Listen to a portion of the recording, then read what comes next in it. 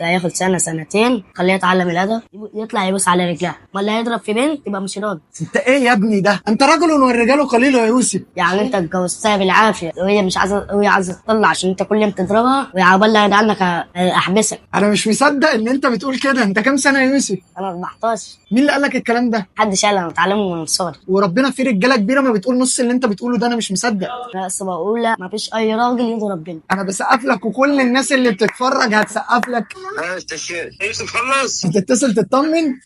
انا مبهور والله يا ابو يوسف على التربيه الجميله دي والله. الله يخليك يا استشير، الله يصلح حالك. ما نخلص اكل هكلمك تاني تيجي تاخده من قدام المحل. ماشي يا باشا. مستعجل لك الاكل على طول علشان نلحق نروح بسرعه، كانك داخل غرفه عمليات كده. يلا جاهز؟